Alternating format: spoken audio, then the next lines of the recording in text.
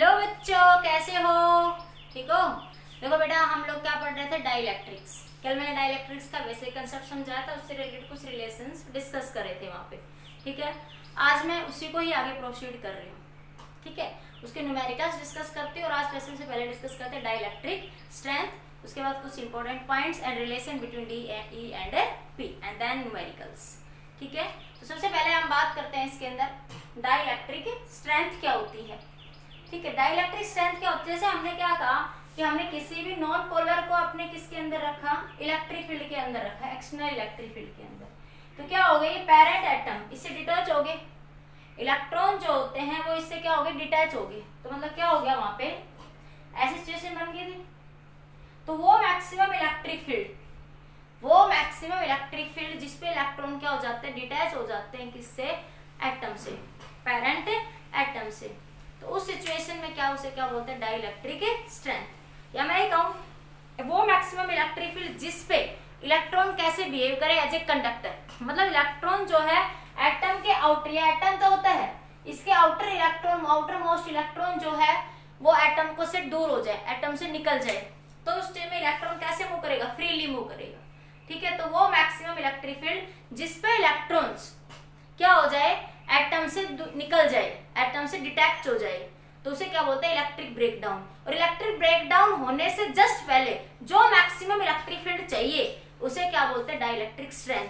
या मैं ये कहूं एटम्स को डिटैच करने के लिए जो मैक्सिमम इलेक्ट्रिक फील्ड हमें चाहिए उसे क्या बोलेंगे? Dielectric strength. जैसे मैंने यहाँ लिखा, when a dielectric is placed in a very high electric field, the outer electron detach from the parent atom, then dielectric behave as a conductor. फिर से देखो, when a dielectric is placed in a very high electric field, जब किसी dielectric को किसी high electric field में रखते हैं तो इलेक्ट्रॉन जो है एटम से डिटैच हो जाता है। मतलब तब वो फ्रीली मूव करेगा, एटम से दूर हो गया इलेक्ट्रॉन, इस सेल से इलेक्ट्रॉन्स बाहर निकल गया, आउटर मोस्ट इलेक्ट्रॉन, तो वो फ्रीली है ना, वो फ्रीली क्या करेगा? मूव करेगा। और फ्रीली इलेक्ट्रॉन कब मूव करते हैं? In the conductor. तो उस सिचुएशन में डाइलेक्ट्रिक कैसे बिहेव करेंगे? As a conductor. उसको क्या बोलते हैं? Dielectric breakdown. इस सिचुएशन को क्या बोलते हैं आप लोग? डाइलेक्ट्रिक ब्रेकडाउन बोलते हैं। जब डाइलेक्ट्रिक कैसे बिहेव करे? As a conductor. वो इलेक्ट्रिक फील्ड जिसके अंदर इलेक्ट्रॉन्स, डाइलेक्ट्रिक्स कैसे बिहेव करे? एज ए कंडक्टर, उसे क्या बोलेंगे? Dielectric strength, dielectric breakdown, dielectric breakdown. और डाइलेक्ट्रिक स्ट्रेंथ क्या होगी? The maximum electric field that can be applied to dielectrics without its breakdown। इसके ब्रेकडाउन होने से पहले जब इलेक्ट्रॉन एटम से डिटैच होता है, जस्ट उस सिचुएशन इलेक्ट्रॉन इससे सेपरेट हुआ, जस्ट, ठीक है, बाहर नहीं निकला अभी, जस्ट सेपरेट होने से जस्ट पहले जो मैक्सिमम इलेक्ट्रिक फील्ड अप्लाई करी उसे क्या बोलेंगे? डाइलेक्ट्रिक स्ट्रेंथ बोलेंगे। लिखेंगे कैसे इसको? कि the maximum electric field that can be applied to dielectric without its electric breakdown. Electric breakdown होने से जस्ट पहले, जैसे मैंने कहा तुम किसी बॉक्स को सरका रहे हो, ठीक है, तो उस बॉक्स के सरकने से पहले जो तुमने मैक्सिमम फोर्स लगाया उसे क्या बोला आप लोगों ने? Dielectric strength. वो फोर्स क्या है? इलेक्ट्रिक फील्ड, तो उसको क्या बोलते हैं? Dielectric strength. समझ आ गया? अब डाइलेक्ट्रिक स्ट्रेंथ क्या होगी? इलेक्ट्रिक ब्रेक बराबर V break by D. V break क्या बता रहा? Maximum voltage. डी क्या बता रहा आपको? थिकनेस। डी क्या बता रहा आपको? थिकनेस। इसकी यूनिट क्या होगी? Volt per metre. ठीक है, और प्रैक्टिकल यूनिट का मतलब जनरली जो हम यूज करते हैं volt per metre is a very high electric field strength. ठीक है, इसलिए जो जनरली हम जो यूज करते हैं वो करते हैं किलो वोल्ट पर एमएम। जो किलो वोल्ट पोटेंशियल किस में होती है? किलो वोल्ट में, और डिस्टेंस किस में होती है? मिलीमीटर में। एमएम मतलब मिलीमीटर। तो practical unit of dielectric strength क्या होगी? किलो वोल्ट पर एमएम। ठीक है, और ऐसा यूनिट क्या होगी? Volt per metre. अब इसका डायमेंशन फॉर्मूला कई बार पूछ लिया जाता है, क्या होगा? पोटेंशियल अपॉन में डिस्टेंस। पोटेंशियल को क्या लिख सकते हो? Work done per unit charge into distance. Work done का डायमेंशन फॉर्मूला क्या होता है? ml/t-2। चार्ज को क्या लिख सकते हो? Ampere into time. अरे आई क्या होता है? q/t, तो q क्या हो जाएगा? I into t। ठीक है, तो I को एम्पियर से, टाइम को t से, तो मैंने at लिख दिया यहाँ, इनटू l। जो करता है वो काट दो, तो ये आ जाएगा आपका dimensional formula of the dielectric strength. इसकी वैल्यू अलग अलग होती है हर एक मटेरियल के लिए। जैसे मिका के लिए कहूं मैं तो मिका के लिए होते हैं 160, सबसे ज्यादा मिका के लिए। दूसरे से ज्यादा होते हैं आपके वैक्यूम के लिए। वैक्यूम के लिए कितनी होती है डाइलेक्ट्रिक स्ट्रेंथ की वैल्यू? इनफाइनाइट। मिका के लिए 160 होती है। ये किसमें है? किलोवोल्ट पर एमएम में।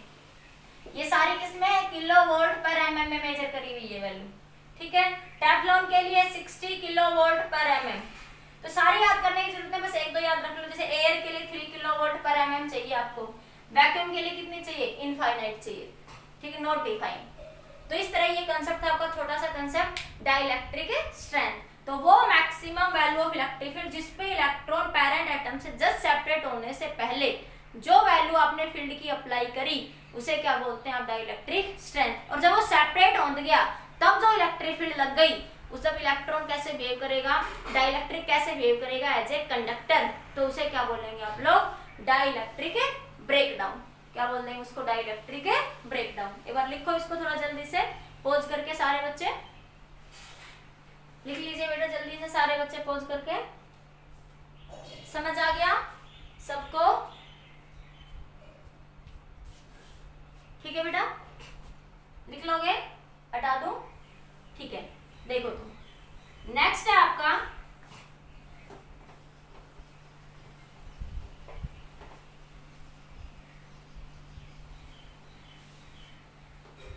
अब जो टॉपिक मैं आपको करवाने जा रही हूं वो बोर्ड में पूछेगा तो ऑब्जेक्टिव क्वेश्चंस में पूछ भी सकता है आपसे।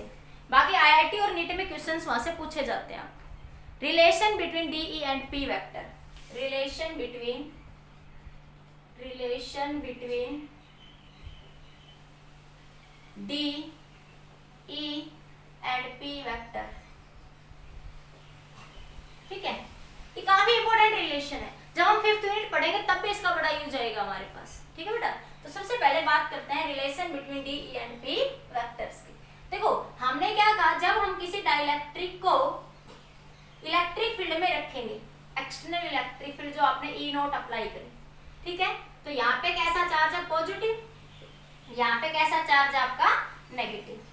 तो क्या होगा? इंडक्शन के कारण पहले ये क्या है? पॉजिटिव नेगेटिव आपस में कोइंसाइड कर रहे हैं आपके, ठीक है, नॉन पोलर होते हैं आपके पास।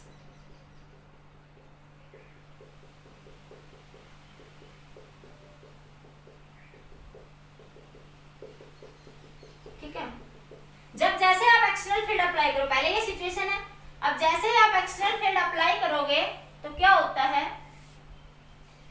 ये जो डाइलेक्ट्रिक्स हैं आपके,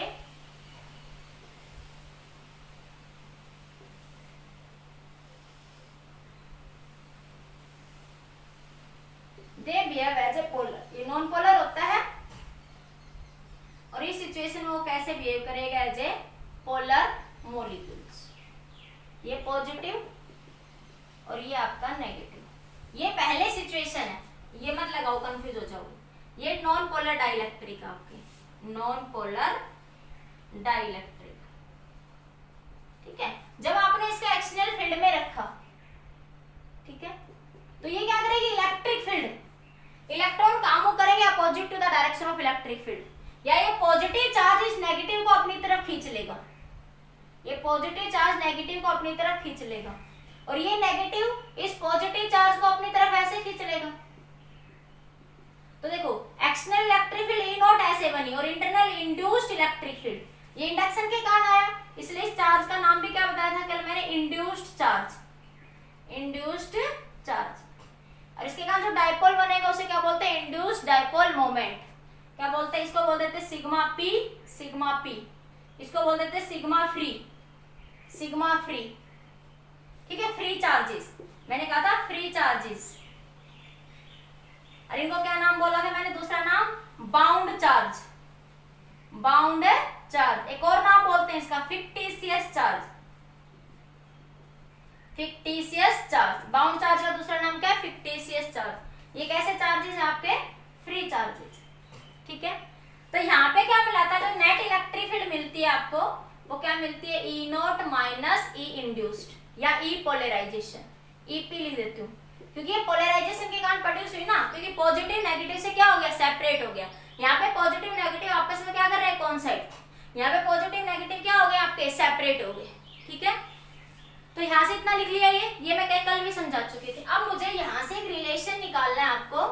लिखेंगे when the dielectric is placed in the electric field, external electric field, they get separated and they produce the induced dipole moment or induced electric field. And then net electric field E क्या बनेगी, E note minus EP, या मैं E note E को इसको E लिख दूं, E note minus EP. E note की value क्या होगी, E note external electric field किसके कारण है, सिग्मा फ्री चार्ज इसके कारण, तो सिग्मा फ्री लिख देती हूँ बाई एप्सिलॉन नोट, ठीक है. और EP क्या है, sigma P by epsilon note. Induce charge या पोलराइजेशन चार्ज के कारण है, तो E नेट E क्या बन जाएगा, sigma free upon epsilon note minus sigma P by epsilon note, ठीक है. ऑन द सरफेस देखो डाइलेक्ट्रिक को भरा तो हमने सारा था, लेकिन मैंने कल भी बताया था कि डाइलेक्ट्रिक में कैसी डेंसिटी बनेगी, सरफेस चार्ज डेंसिटी, ना कि volume charge density. Volume charge density का मतलब तो अंदर भी चार्ज एग्जिस्ट करे, लेकिन इसमें अंदर चार्ज एग्जिस्ट नहीं करेगा, अगर होगा भी तो एक दूसरे के इफेक्ट को कैंसिल कर देंगे. वहां पे सिर्फ चार्जेस कहां पे एग्जिस्ट करेंगे, ऑन द सरफेस. इसलिए डाइलेक्ट्रिक्स में कैसी डेंसिटी एग्जिस्ट करती है, सरफेस चार्ज डेंसिटी क्या करेगी, एग्जिस्ट. अंदर चार्जेस नहीं है. अगर अंदर चार्ज होते हैं सॉलिड स्फीयर में होते हैं तो वहां पे बोल रहे वॉल्यूमेट्रिक चार्ज डेंसिटी, तो वहां पे डेंसिटी को क्या बोलते हैं, वॉल्यूमेट्रिक चार्ज डेंसिटी. यहाँ पे चार्ज सिर्फ किस पे है, सरफेस पे, जैसे कि सेल में होता है या कंडक्टर में होता है, इसलिए इसको क्या बोलेंगे, सरफेस चार्ज डेंसिटी. इसमें अंदर चार्ज एग्जिस्ट नहीं करेगा, सारे चार्जेस इसके कारण सारे इलेक्ट्रॉन इधर पुश हो जाएंगे और पॉजिटिव चार्ज इधर पुश हो जाएंगे आपके पास, और अंदर कोई एक दो बचते हैं तो एक दूसरे के इफेक्ट को क्या कर देंगे, रैंडमली ओरिएंट करके कैंसिल कर देंगे, ठीक है. तो ये आ जाएगा आपके पास एप्सिलॉन नॉट E, इसका एप्सिलॉन को इधर मल्टीप्लाई कर दो, sigma free minus sigma P. ये बना लिया बेटा, इधर से सबने बना लिया, ठीक है. तो आगे देखो,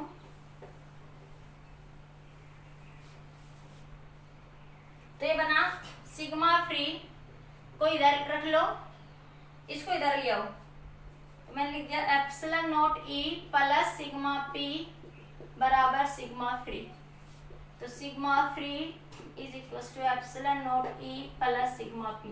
कल ही बताया था कि सिग्मा P किसके बराबर है, इंड्यूस्ड डाइपोल मोमेंट P के, अरे कल करवाया था ना, polarisation vector P, induced dipole moment, induced dipole moment per unit volume.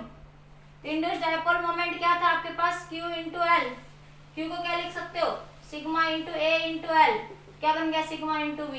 तो P क्या आ गया, ये सिग्मा P तो था आपका पोलराइजेशन के कारण, इंड्यूस्ड मतलब पोलराइज, इंड्यूस्ड करो पोलराइजेशन करो बाउंड चार्ज करो, एक ही बात है. तो क्या बना, sigma P V by V से V कैंसिल, तो ये किसके बराबर हो गया, सिग्मा P बराबर हो गया किसके, पोलराइजेशन के, पोलराइजेशन वेक्टर.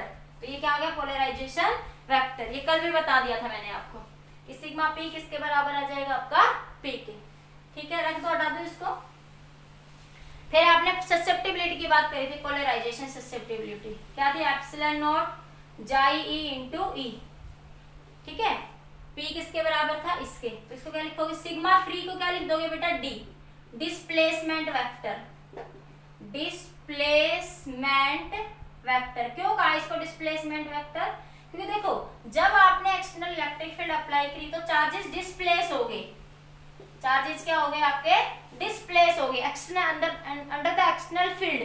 तो जो रिजल्टेंट फील्ड मिली ये इसके अंदर, वो डिस्प्लेसमेंट ऑफ द चार्जेस के कारण है. इसलिए जो सिग्मा, इसने जो एक्सटर्नल फील्ड ने ही तो इसको डिस्प्लेस करा इन चार्जेस को ऐसे, इसलिए इसको क्या नाम दे दिया, डिस्प्लेसमेंट वेक्टर.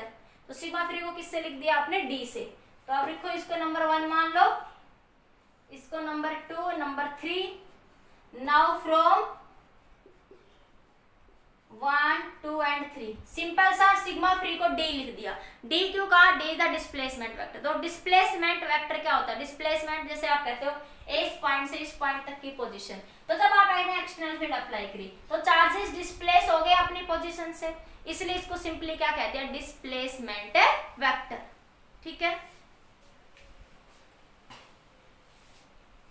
अब इसको देखिए आगे, यहां से ये क्या बना आपके पास, सिग्मा फ्री को D लिख दिया आपने. डी बराबर epsilon naught E plus P. तो ये मुझे सिर्फ डी ई पी और रिलेशन, अगर जाई के साथ भी निकालूंगी तो जाई के साथ भी निकालूंगी अभी। तो अभी तो क्या पहले पार्ट में तो क्या निकाला था, relation between D E and P vector.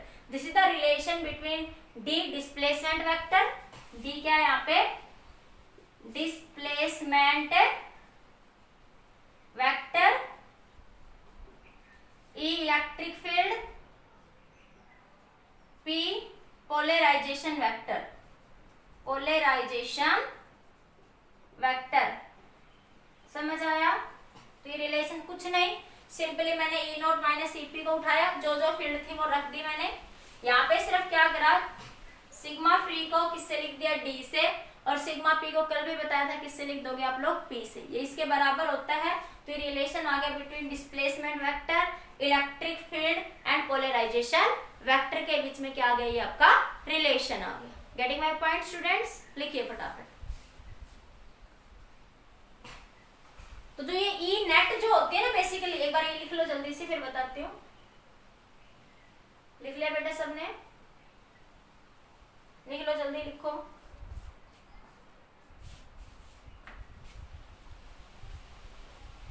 लिख लिया? ठीक है। तो देखो एक बार, हमारे पास जो ये ई नेट होती है ना बेटा, ई नेट, ये क्या होती है, sigma by epsilon note, sigma by epsilon naught into के। एक्चुअली ये ई नेट ये होती है टोटल वैल्यू। तभी तो देखो मैं ये लिखती हूँ हमेशा, E is equal to E naught by K, ये तो लिखती हूँ। ई नोट की value sigma by epsilon naught into K, ये तो लिख रही हूँ।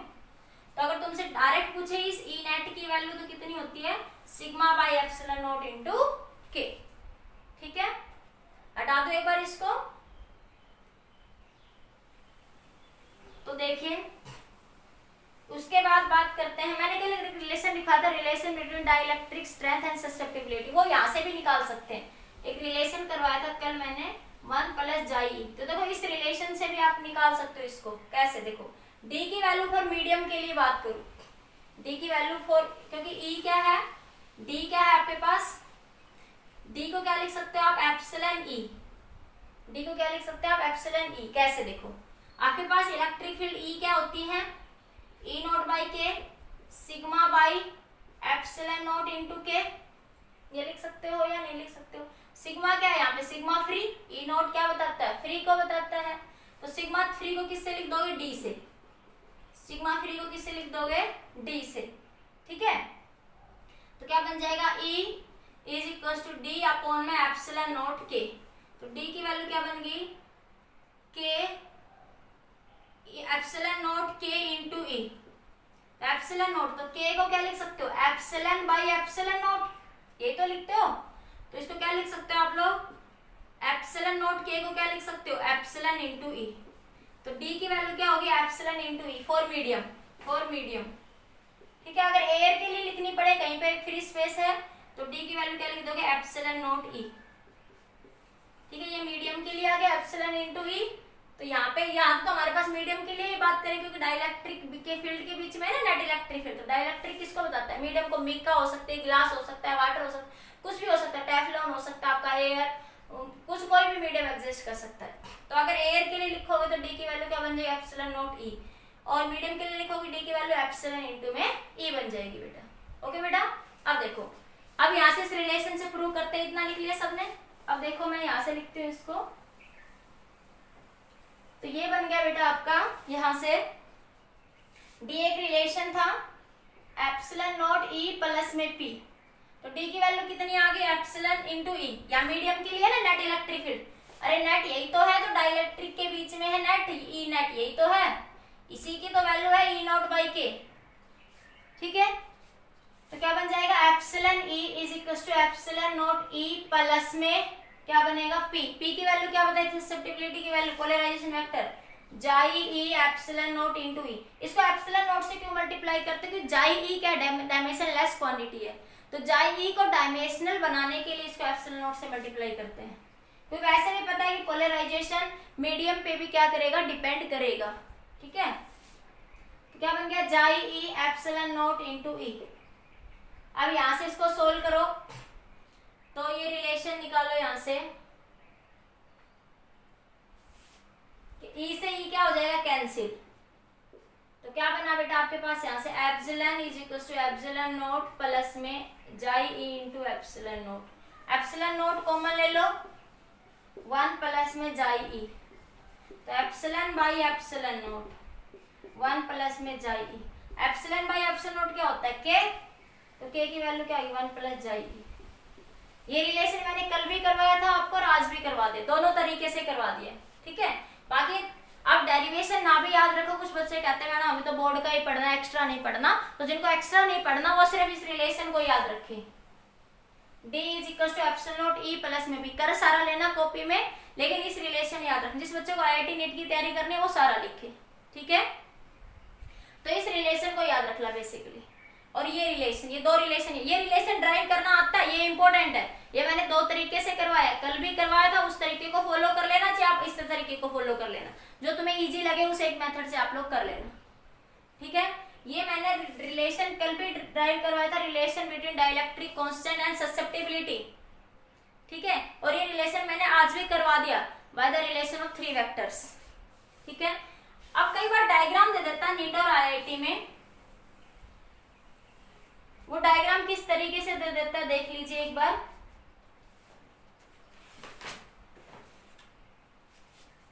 आपके पास प्लेट्स हैं दो, ये प्लेट्स बेसिकली कैपेसिटर को बता रही है। अभी मैंने कैपेसिटर स्टार्ट नहीं करवाया इसलिए बताऊंगी फिर बाद में क्या होता है। ये आपने डाइलेक्ट्रिक रख दिया बीच में, ये क्या रखा हुआ आपने डाइलेक्ट्रिक, ठीक है। तो यहां से देखो D जो है डिस्प्लेस कर रहा है चार्जेस को, कहां से कहां तक। D क्या है, फ्री चार्जेस के कारण डिस्प्लेसमेंट वेक्टर, सिग्मा फ्री के कारण है ना, क्योंकि सिग्मा फ्री को ही क्या लिखा आपने D, तो इसके कारण इलेक्ट्रिक फील्ड लाइंस क्या होगी, सिग्मा फ्री को ही तो बताता है। ये भी क्या है, सिग्मा फ्री है आपके पास। ये चार्जेस कैसे होंगे, पॉजिटिव, यहाँ पे चार्जेस कैसे होंगे, नेगेटिव। तो D क्या है, सिग्मा फ्री, तो इसके कारण इलेक्ट्रिक फील्ड लाइन सिर्फ इस रीजन में होगी, फ्री चार्ज से यहाँ तक, फ्री चार्ज से फ्री चार्ज तक होगी इलेक्ट्रिक फील्ड लाइंस, ठीक है। अब बात करते हैं P के कारण। P क्या बताता है, इंड्यूस्ड डायपोल मोमेंट। P क्या बताता है, induced dipole moment per unit volume. Polarisation vector है P, क्या है, पोलराइजेशन वेक्टर। ये क्या बताता है, induced dipole moment per unit volume, induced dipole moment per unit volume, ठीक है। तो क्या है, इंड्यूस्ड डायपोल मतलब इंड्यूस्ड मतलब बाउंड चार्जेस, तो इसके कारण जो इलेक्ट्रिक फील्ड होगी वो सिर्फ किस रीजन में होगी, इस रीजन में। किस रीजन में होगी, on this, only in this region, bound charges के कारण। तो ये चार्ज कैसा है, बाउंड चार्ज। ये चार्ज कैसा बता रहा है आपका, बाउंड चार्ज। तो ये चार्जेस कैसे होंगे आपके, बाउंड चार्जेस होंगे। तो इस रीजन में ओनली इलेक्ट्रिक फील्ड लाइंस होगी आपके पास। और जो एप्सिलॉन नॉट ई है, एप्सिलॉन नॉट तो जो आपके पास क्या बचा, ये इसके कारण जो एवरी जगह होगी, फ्री स्पेस में भी होगी, इलेक्ट्रिक फील्ड स्ट्रेंथ तो हर जगह ही होगी। तो इसके कारण जो फील्ड लाइंस होगी ये P के कारण होगी। ये किसके कारण होगी, P के कारण। और ये किसके कारण, आपकी D के कारण। और ये जो मैं बना रही हूं रेड पेन से और ग्रीन पेन से, दोनों अंदर भी, ये जो इलेक्ट्रिक फील्ड लाइंस है ये किसके कारण होगी, एप्सिलॉन नॉट ई फैक्टर के कारण। तो इन तीनों वेक्टर का कोई ग्राफिकल रिलेशन दिखाए आपसे तो आप इस तरीके से दिखाएंगे, क्योंकि D क्या है, सिग्मा फ्री, इसके कारण तो चार्जेस है वो सिर्फ किस में, फ्री रीजन में, उसी के कारण डिस्प्लेसमेंट चार्ज डेंसिटी होगी, तो उसी के कारण फील्ड लाइंस होगी, only field lines due to the free charges due to the D displacement vector.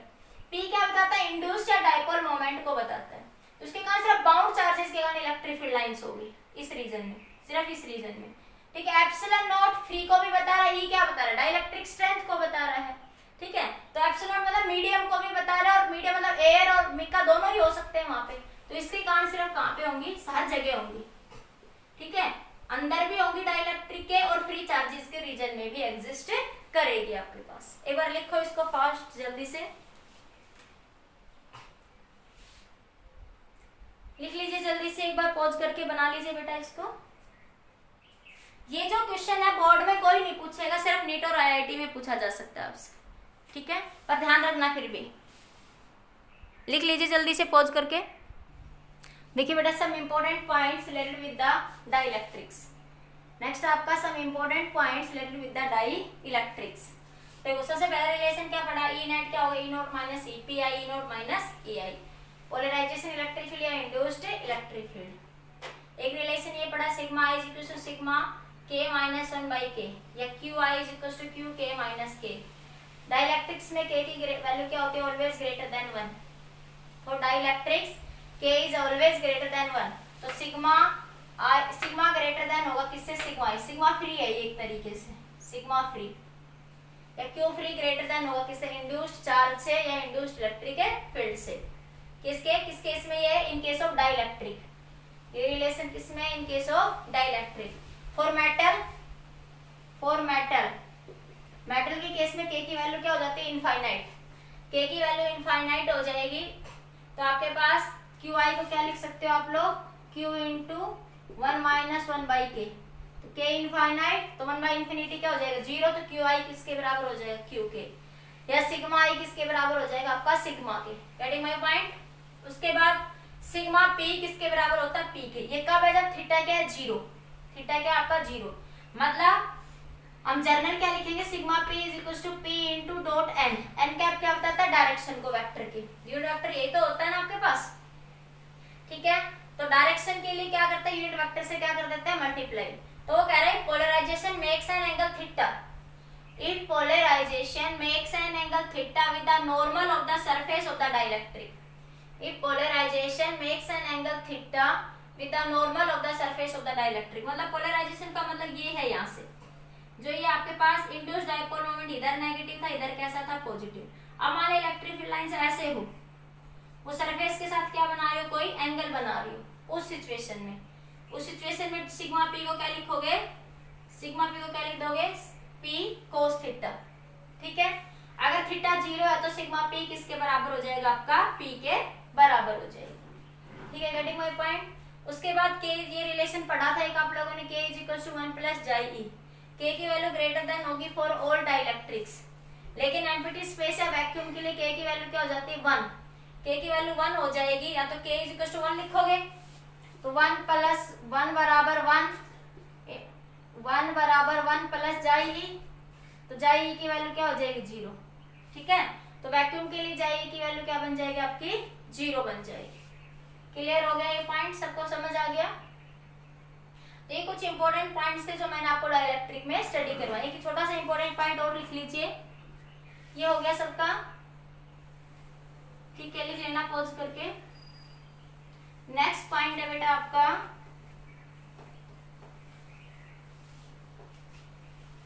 लिख लीजिए नोट डाल के, for polar dielectrics, for the susceptibility of a polar dielectric, लिख लो, the susceptibility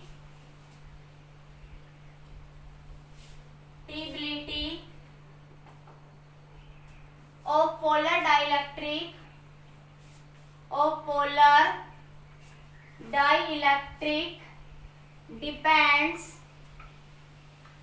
on the temperature,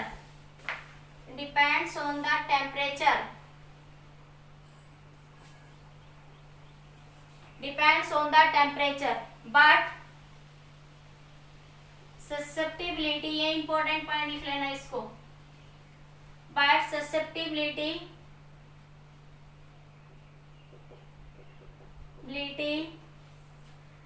of non-polar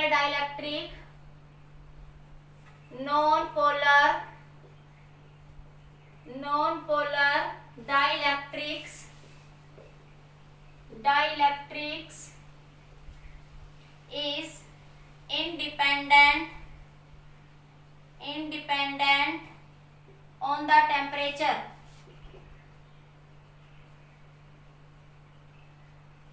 ठीक है। जो polar dielectrics होते हैं उनकी ससेप्टिबिलिटी डिपेंड करती है टेम्परेचर पे, लेकिन जो नॉन पोलर डाइलेक्ट्रिक्स होते हैं उनकी ससेप्टिबिलिटी क्या होती है, इंडिपेंडेंट होती है किसके, टेम्परेचर के, ठीक है। अब कई बार ये भी पूछ लेता है, what is the effect on dipole under the effect of external field. जैसे H2O क्या है, परमानेंट इलेक्ट्रिक डाइपोल मोमेंट, क्या देता है ये, permanent electric dipole moment. Polar molecule है, कैसा मॉलिक्यूल है, पोलर। तो पोलर मॉलिक्यूल्स में भी क्या होता है, in case of polar molecules जो डाइपोल्स होते हैं वो रैंडमली ओरिएंट करते हैं in the absence of external field, in the absence of external field, in the absence of external field। आप क्वेश्चन ऐसे बना लीजिए, effect of electric field on polar dielectrics, effect of electric field, effect of electric field on polar dielectrics, dielectrics. तो अब क्या लिखेंगे कि in the absence of external electric field, लिख लीजिए, बोल देती हूँ, in the absence of external field dipoles are, polar dipoles are randomly oriented, dipoles are randomly oriented, so net dipole moment 0 in that situation। dipole moment तो है लेकिन ये randomly orient करते हैं, इसलिए नेट डाइपोल मोमेंट यहाँ पे क्या होता है आपका 0। लेकिन when we apply the external field, जैसे यहाँ पे क्या अप्लाई करोगे एक्सटर्नल फील्ड, तो dipoles are oriented in the direction of applied field and they give the permanent dipole moment, give permanent net dipole moment.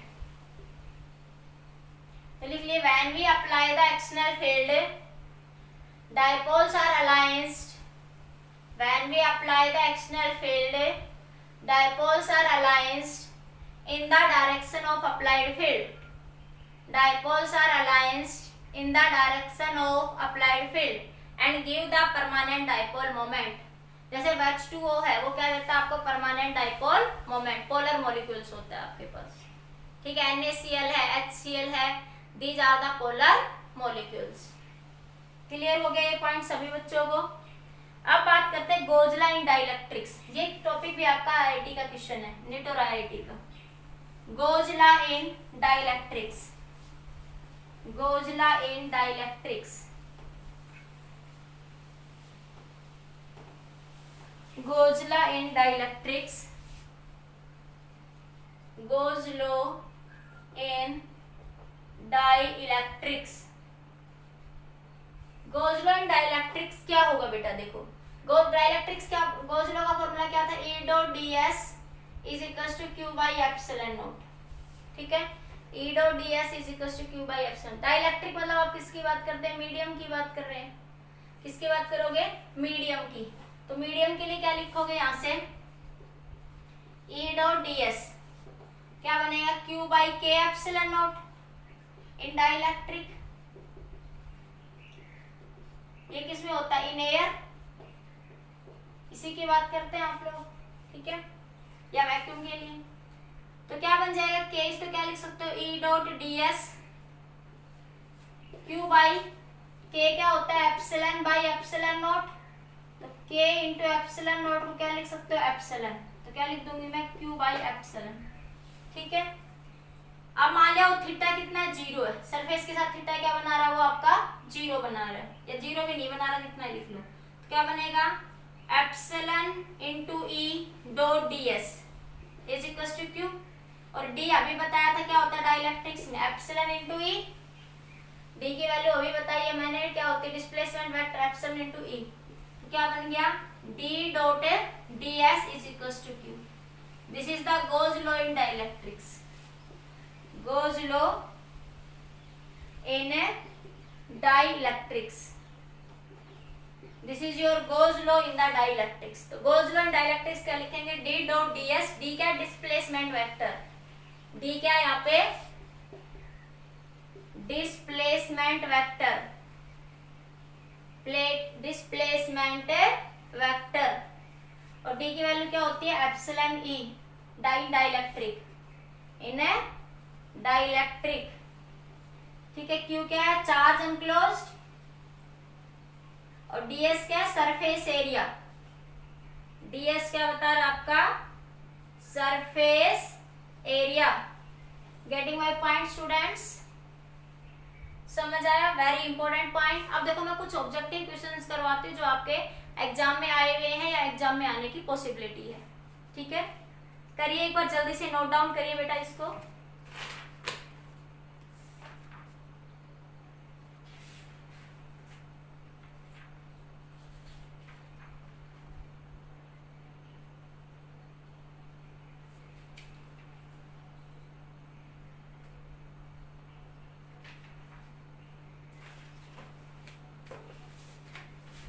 लिख लिया सभी ने, सभी बच्चों ने?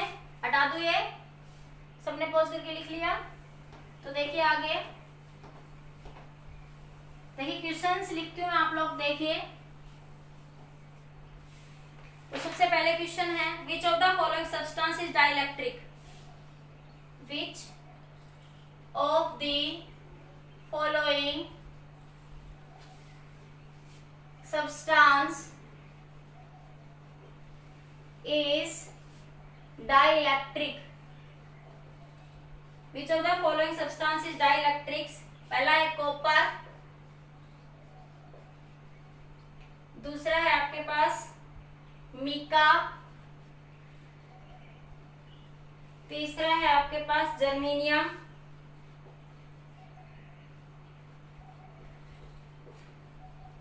चौथा है आपके पास टंगस्टन। ठीक है, नेक्स्ट क्वेश्चन है, करो इसको, आप ट्राई करो जब तक। The relation between D and P is, the relation between D E and P is, option A P plus E, option B P by E, option C epsilon naught E plus P, option D है epsilon naught E plus P. अगला question है question number 3, Gauss law in dielectrics is, Gauss law in dielectrics is, option A दे रखा है B dot D L mu J, option B E dot D L minus del five by del T, option C है E dot D S epsilon naught Q, option D है D dot D S into Q. ठीक है, उसके बाद पूछा relation between, चौथा question है the relation between dielectric constant and susceptibility, dielectric constant and susceptibility is, option A दे रखा है 1 प्लस एप्सिलॉन नॉट जाई ई, के is equal to 1 minus chi E, k is equal to 1 plus chi E, और D option है k is equal to epsilon naught chi E. ठीक है, बताइए ये क्वेश्चंस क्या क्या होंगे आपके आंसर्स?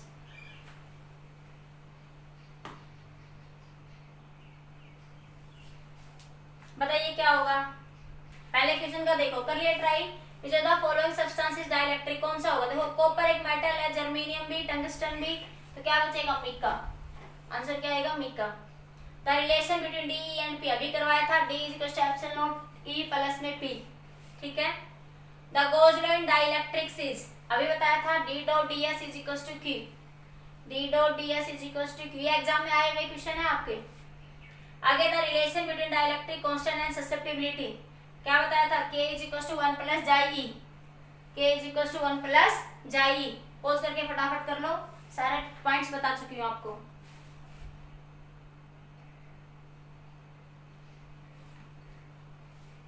लिख लिया? मैं ऊपर का हटा रही हूँ, क्वेश्चन लिख लिया होगा शायद सबने। एक क्वेश्चन और है, the minimum value of electric field at which the minimum value of electric field at which positive and negative ions of dielectric get free. Positive and negative ions of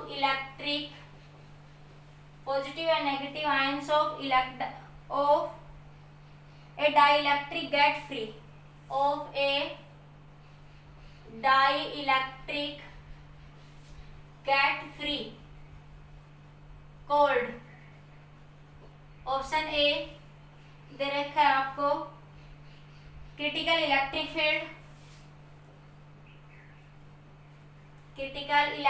field. Option B दे रखा है आपको polarisation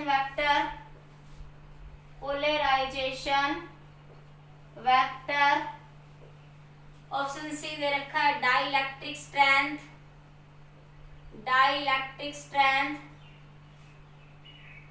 और option D दे रखा dielectric constant. तो वो electric field जिसपे डाइलेक्ट्रिक कैसे बिहेव करे, जैसे कंडक्टर फ्री हो जाएंगे, मतलब कैसे बिहेव करे, कंडक्टर क्या बोलते हैं उसको, डाइलेक्ट्रिक स्ट्रेंथ। तो कौन सा ऑप्शन सही हो जाएगा आपका, डाइलेक्ट्रिक स्ट्रेंथ। फटाफट जल्दी से पॉज करके सारे क्वेश्चंस लिख लीजिए, जल्दी लिख लो।